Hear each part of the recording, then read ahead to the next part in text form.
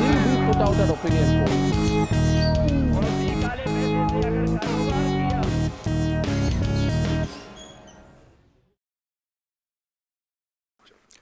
हम इस समय करीब 5,000 फीट की ऊंचाई पर हैं।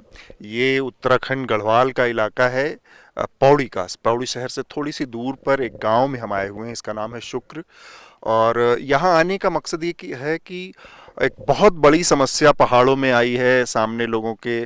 पिछले काफ़ी समय से इस पर बहुत सारी रिपोर्ट्स भी आई हैं कि यहाँ पर पलायन एक बड़ी दिक्कत हो गई है और सुविधाएं नहीं हैं, बहुत सारी दिक्कतें हैं। दूर दराज दुर्गम इलाकों में बसे हुए गांव हैं जहाँ पर बहुत रोज़मर्रा की जो सुविधाएं होती हैं वो भी उपलब्ध नहीं होती है। नौकरी की दिक्कतें हैं, रोजगार की दिक्कतें हैं और इससे जुड़े कुछ और भी समस्याएं हैं। तो लोग पलायन करें। गांव के गांव ऐसे हैं जिनमें से लोग पलायन कर चुके हैं, घरों में ताले रख रहे हैं, झाड़ फूस और उस पर उगाए हैं।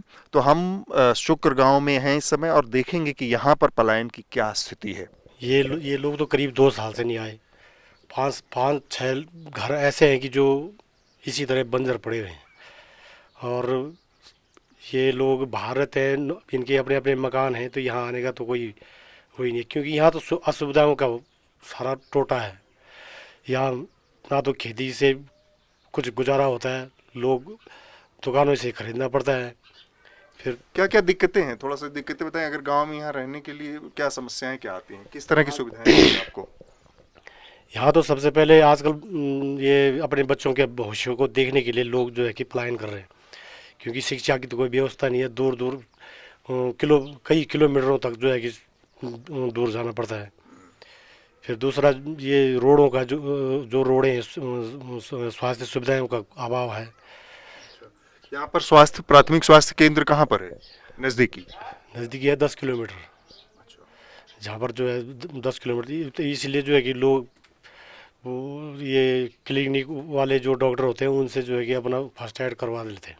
बाकी यहाँ जंगली जानवरों का बहुत ज़्यादा वो है, क्योंकि लोग कुछ इस वजह से भी पलायन कर रहे हैं। अगर खेती करनी है तो जंगली जानवर खा जाते हैं। किस तरह के जंगली जानवरों का यहाँ लंगूर हुआ और ये बंदर हुए, सुअर हुए, ये है। तो गांव में लोगों के पास खेती है लेकिन वो जानवरों की वजह से परेशानी हो रही है। जानवरों की वजह से परेशानी, दूर दराज के खेत लोगों ने छोड़ दिए हैं।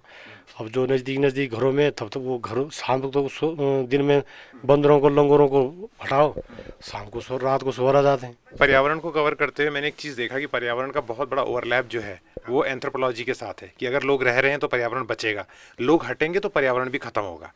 पलायन के 2-3 प्रकार हैं। जैसे इस गांव में भी हमने देखा, कुछ लोग ऐच्छिक रूप से पलायन करते हैं, जिसे हम कहते हैं कि सीजनल। वो गर्मियों में यहाँ आते हैं, जाड़ों में नहीं आते। उनके लिए एक विंटर होम सा होता है, समर होम सा होता है, राइट।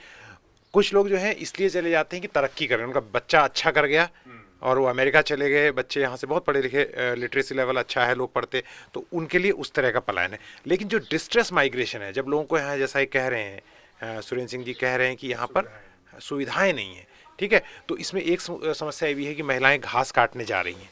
इन्होंने तो लंगूर, बंदर और सुअरों का जिक्र किया, उन पर लेपर्ड अटैक कर देते हैं क्योंकि उनके लिए भी खाने को कुछ नहीं बचा, तो वो कई बार आदमखोर हो जा रहे हैं। तो उन लोगों के लिए अब घास जो है उसका पशुपालन से रिश्ता है, तो इस वजह से वो लोग उस तरह से परेशान हैं, उन पर वो हमले हो रहे हैं। मतलब पिछले 4 साल में ये सरकारी अधिकारी बताते हैं कि 5 दर्जन से ज़्यादा गुलदारों के, जैसे लेपर्ड को गुलदार कहा जाता है, यहाँ अटैक हुए हैं। तो लोग कहाँ जाएंगे रहने के लिए, हैं?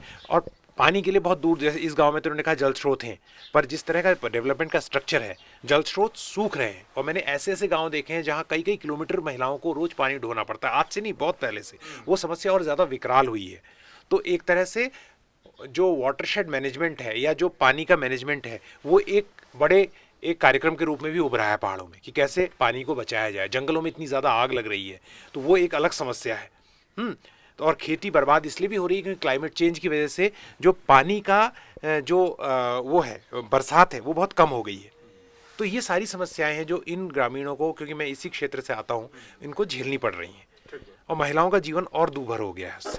खेती तब दिक्कत है जब बैल भी नहीं रख रहे हैं। आज भी सब खेती पाती सब बंद पड़ गई है, बांधा है। आप कितना घंटे काम करती हो हर रोज? हम हाँ, सुबह से कब शुरू करते हो, कब तक सो पाते हो? अरे बोल यार, सच सच बोलो तो। 3-4 घंटे। बन भी लकड़ी के लिए, घास के लिए, और आपसे हाल बैठे आ रखा है, अब खाना पकाना है, तब जंगल जाने है लकड़ी के लिए, घास के लिए। कितना दूर जाना पड़ता है? बहुत दूर जा रहा है, कितना किलोमीटर? कितने है? घंटे लगते हैं आने जाने में? लग जाता है 2-3 घंटा। उत्तराखंड के दूसरे अहम हिस्से कुमाऊं में भी पलायन की ऐसी ही भयावह तस्वीरें सामने आईं। अल्मोड़ा जिले के भिकियासैंण ब्लॉक से गुजरते हुए हमें ऐसे घरों की श्रृंखला दिखी जिनके बाहर झाड़ फूस उगाई है। एक और चीज मैं जानना चाह रहा था कि आपके अपने बेटे के बारे में आपने बताया कि वो भी बाहर रहते हैं। कहाँ रहते हैं? कहाँ रहते हैं, थोड़ा उनके बारे में वो केरल रहते होटल लाइन में। आपको भी अगर कभी ऐसी इच्छा हुई कि यहाँ से बाहर निकल के जाया जाए, वहाँ पर जिंदगी ज्यादा बेहतर है? नहीं थी, हम तो जो है कि जिंदगी भर घर ही में रहे, मतलब क्या घर में क्या रहे, हमने थोड़ी दुकानदारी की थी पहले, वो भी जब छोड़ छाड़ के अब कुछ तो है नहीं, क्योंकि ये कोरोना काल में तो कोई पर्यटन का तो अभाव हो गया था बिल्कुल, इसलिए हमने भी जो अपनी दुकान ही बंद कर दी। तो अब घर ही में है। बेरोजगारी भी बहुत ज़्यादा है, क्योंकि अगर बेरोजगारी नहीं होगी तो लोग यहीं रहेंगे, अगर बेरोजगारी होगी तो लोग पलायन तो करेंगे। एक बात बताइए कि नेता लोग जो है ना, क्या वो यहाँ पर आ रहे हैं, हर चुनाव में बातें होती हैं, क्या उन्होंने कोई, आपको लगता है कोई मन से ऐसा काम किया है कि लोगों की तकलीफें कम हो, या सिर्फ वादे हुए? देखो, नेता लोग जो आते रहते हैं और जाते रहते हैं, उसमें जो है कि जो अगर कोई काम किया होगा तो जैसे ये सड़कों का किया है, पर जो असली जो मुद्दे हैं उन मुद्दों को भड़काने की कोशिश की और यहाँ जनता को बहकाने की कोशिश की और उसके बाद चल दी। एक और जानकारी छोटी सी दे दूं कि इस गांव तक के ऊपर तक सड़क आई है, लेकिन ये सड़क भी अभी बन रही है और इसको बनने की प्रक्रिया आगे तक जारी है। मतलब आधा हिस्सा इस गांव से आगे जाते हुए कच्चा है। आज जो सरकारी आंकड़े बताते हैं, जो हरीश रावत जी की सरकार थी पिछली बारी 2012 में, तब एक रिपोर्ट आई थी, और उस रिपोर्ट के हिसाब से सरकार ने 1100 गाँवों को स्वीकार किया था। उनके अपने पॉलिसी डॉक्यूमेंट में था कि 1100 गांव उत्तराखंड के खाली हो चुके हैं, जिनको वो घोस्ट विलेजेस यानी भूतहा गांव कहते हैं। यानी यहाँ लोग नहीं रह रहे हैं, या इक्का दुक्का परिवार मजबूरी में रह रहे हैं, या तो इतने बुजुर्ग और बीमार हैं कि वो जा नहीं सकते, या उनकी स्थितियाँ ऐसी हैं कि वो पलायन नहीं कर पा रहे हैं, कि उनकी है। तो ऐसी स्थिति यहाँ पर है। मुझे लगता है अतुल, हम लोगों को कुछ महिलाओं से बात करनी चाहिए, क्योंकि वो यहाँ के समाज का एक ऐसा हिस्सा तैयार करती हैं जो समाज को खड़ा भी रखता है, लेकिन वही समाज का असली अक्स भी है। और उनके पास पलायन का विकल्प भी उतना बड़ा नहीं है। मतलब पुरुषों के मुकाबले अगर देखा जाए तो जब परिवार पूरा तय करता है तभी महिलाएं पलायन करती हैं, वरना उनको यहाँ पर रहना ज्यादा दिक्कत का काम है। एक बात बताएं कि आपके बच्चे कहाँ रहते हैं? बच्चे नहीं सुन में बच्चे नहीं हैं। लेकिन मतलब यहाँ के जो आप लोग जो है यहाँ अकेले रहते हैं, तो कितने लोग छोड़ के चले गए गाँव को अभी तक? ये गाँव में 100 में से कितने लोग चले गए? अब पता नहीं आधा चले गए, आधा गाँव खाली हो गया, हाँ, या आधे से ज्यादा? आधा से ज्यादा चल गई भैर नहीं गई, बाहर चले गए। हाँ। जैसे आप लोग गांव में रहती हैं, यहाँ पर दिक्कत क्या आती है कि लोग बाहर चले जाते हैं, और महिलाओं को क्या दिक्कत, आप लोगों को जैसे रोजमर्रा क्या क्या दिक्कतें आती हैं? दिक्कत क्यों है? दिक्कत थी सब बाबू, सास होना था, उन्हें रोका से नहीं था नेता। मैं तो सुबह में बाहर नहीं आ सको तो सक और कबारी नहीं पड़ गया तो कबारी नहीं पड़ गया। तो ये कह रही हैं कि इनको सांस की इतनी ज़्यादा दिक्कत है कि इनको चलने में भी दिक्कत होती है, घर से बाहर आती हैं तो दिक्कत होती है। अब पहाड़ का टेरेन ऐसा है, मतलब ये मैं अपनी ओर से जोड़ रहा हूँ, इन्होंने कहा, जो इनके कहने का अर्थ है वो ये कि पहाड़ का टेरेन ऐसा है कि कैसे इधर उधर मूवमेंट करेंगी। तो इसलिए हम स्वास्थ्य सुविधाओं की बात कर रही हैं। अगर अस्पताल आस में है नहीं कोई, है ना, तो ये महिला जो कह रही थी वो ये कह रही थी कि रोजगार एक बहुत बड़ी दिक्कत है। बहुत बत चल गया बोला 20-25 दादा जी ना। हाँ ना अब बाबा अब नहीं गए रोज सारा बन ना लड़ पहले भले दूसर तो छन ना, वो तो मकान छन वो छन, तो भले नौकर चाकरी, पर अब बच्चा गए ने जो रोजगार नहीं तो बोले चल गए तो कौन सुधे समर भी चाहिए तो घर था। मोटे रूप से कह रही कि रोजगार जो है न होने के कारण लोग यहाँ से लगातार पलायन कर रहे हैं। आपके बच्चे बाहर हैं? खेती है? हाँ खेत तो सिर्फ बंदर पड़े। हाँ, खेत बंजर, सब खेत बंदर नहीं था, देखना बोले तुम ये ना होना बेटी। तो दिक्कत क्या है? क्यों बंजर पड़े हैं खेत? क्यों नहीं उसमें फसल होगी? हल टांगने लगे बेट बार घर नहीं रही नहीं तो कन कैल ठोमा तो वैसे वो तब बंजर पड़ी है। बोल छया तो वही बता चार किस्म को पीछे सा तब 3 किस्म कुटर साया ये क्या कह रही है? कुटर साया और आप बुढ़े बुढ़ा इन छोड़ गए ने नए सुन पे होली पहले हाथ की चक्की चलाते थे ना, हाँ। ऐसी कह रहे बुढ़िया, धान कूटते थे ऐसी गिंदल से। तो अब ये वो कह रहे नहीं हैं कि है। पहले के ज़माने में वो लोगों ने बड़े कष्ट खाए, हाँ। जिन्होंने ये खेती की, जिन्होंने इन खेतों को बनाया। हर आज के लोग बल जो है कि इन खेतों को करने के लिए तैयार नहीं, क्योंकि उनको रोज़गार सबसे पहले चाहिए।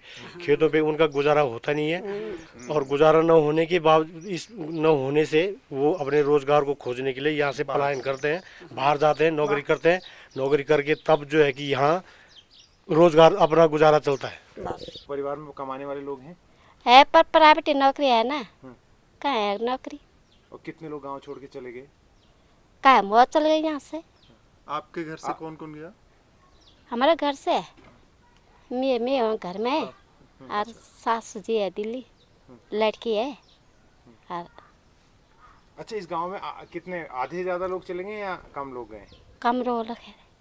कम लोग रह गए? हाँ उधर है, उधर चल गया। ज्यादा लोग चले गए। हाँ शिक्षा सुविधाओं का अभाव पलायन की अहम वजह है। शुक्रगांव से लगभग 1 किलोमीटर दूर एक प्राथमिक विद्यालय है। यहाँ 5वीं तक की पढ़ाई होती है। यहाँ पहुंचकर हमें जो पता चला वह पलायन की समस्या को पूरी स्पष्टता के साथ हमारे सामने रख देता है। तो हम इस समय शुक्र गांव के प्राथमिक विद्यालय में हैं। ये 5वीं कक्षा तक का स्कूल है। गांव यहाँ से थोड़ी दूर पर है, करीब 1 किलोमीटर की दूरी पर है। हमारे साथ स्कूल के शिक्षक हैं। आपका नाम? नमस्कार सर, मेरा नाम राजेश सिंह नेगी और मैं यहाँ पे विगत 15 सालों से सहायक अध्यापक के पद पर कार्यरत हूँ। तो स्कूल में और कितने शिक्षक हैं? सर स्कूल में 2 शिक्षक हैं, अभी एक शिक्षक आ रहे हैं, एक्चुअली कुछ कार्य था तो आ रहे हूँ। तो हम जैसा देख पा रहे, थोड़ा सा अगर बता पाएं कि इस स्कूल में कितने बच्चे पढ़ रहे हैं? सर वर्तमान में तो हमारे विद्यालय में 12 बच्चे हैं और ये संख्या धीरे धीरे घट रही है। पूर्व में मैं जब यहाँ पे 2006-07 में आया था तो उस टाइम यहाँ पे काफ़ी छात्र संख्या थी, करीब 70-75 बच्चे अध्ययनरत थे यहाँ पे। लेकिन धीरे धीरे करके कुछ यहाँ पे मूलभूत सुविधाओं के न होने के कारण, और सबसे बड़ी समस्या यहाँ पे जो हमारे गाँव में है आजकल और हमारे परिवेश में है, रोज़गार की समस्या। तो रोज़गार की तलाश में लोग बाहर चले गए, दिल्ली, बम्बई, देहरादून। तो उस कारण से भी छात्र संख्या घटी है। वरना आप देख रहे हो हमारे वर्तमान समय में सरकार की तरफ से भी काफ़ी प्रयास हुए और अच्छी व्यवस्थाएं हैं स्कूल में। आप देख ही रहे हो स्कूल में सारी व्यवस्थाएं हैं, लेकिन फिर भी छात्र संख्या घट रही है और उसके जिम्मेदार हमने अपने आप को भी नहीं मान सकते हैं। कितना दूर से बच्चे आते हैं? बच्चे सर ज़्यादा नहीं, यहाँ से 600-700 मीटर दूर है गाँव, और गांव में भी लगातार अब काफ़ी पलायन हो गया। आपने देखा कि सारी खेती बाड़ी जो है बंजर हो गई है और 2009-10 तक तो यहाँ पे करीब सारे खेत खलिहान सब आबाद थे और कुछ रोज़गार की तलाश में जाना ही है लोगों ने, रोज़गार नहीं है यहाँ पे। कोरोना के बाद से कुछ लोग क्या वापस आए? आप लोगों को जानकारी कुछ आया? सर हमारे विद्यालय में, अपने विद्यालय की बात कर रहा हूँ, यहाँ पे 2-3 बच्चे आए हैं।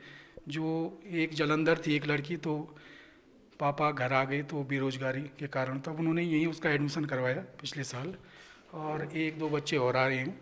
वरना तो यही थे हमारे पास 10-12 बच्चे, 10-11 बच्चे। जैसे आपने इस विद्यालय की स्थिति देखी, ऐसी स्थिति जो हो रही है गांव में जगह जगह हो रही है। आप कुमाऊं में घूमेंगे, गढ़वाल में घूमेंगे, और सैकड़ों स्कूल पिछले 10 सालों में, मैं एहतियात के साथ बोल रहा हूं, उससे ज़्यादा ही संख्या होगी, प्राइमरी स्कूल बंद हो चुके हैं।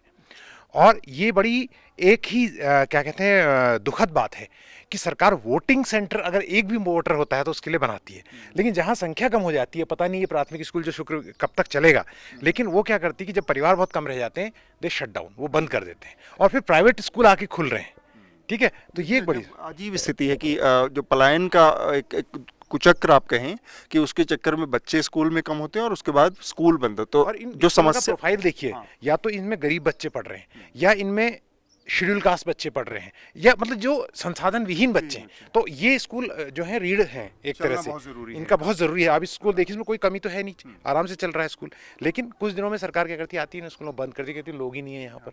लेकिन वोटिंग सेंटर के दिन एक वोटर के लिए भी यहाँ पर पोलिंग स्टेशन। अब ये भी विडंबना है, एक जो हृदयेश कह रहे हैं, हमने नीचे भी आप लोगों से जब बात की थी तो उनका ये कहना था कि भाई शिक्षा नहीं है, स्वास्थ्य नहीं है, पानी और इस तरह की बुनियादी सुविधाएं नहीं है, इसलिए पलायन हो रहा है। और जब ये बंद और इन्हीं की जरूरत है, यही स्कूल बंद हो जाते हैं कुछ समय बाद धीरे धीरे, तो वो एक तरह से चीजें क्युमुलेट हो जाती हैं एक के साथ एक मिलके। खबरों की तह में जाकर की जाने वाली ऐसी ग्राउंड रिपोर्ट्स आप न्यूज़ लॉन्ड्री पर देख सकते हैं, क्योंकि हम विज्ञापन से नहीं आपके सहयोग से चलते हैं। न्यूज़ लॉन्ड्री को सब्सक्राइब करें और गर्व से कहें, मेरे खर्च पे आज़ाद हैं खबरें।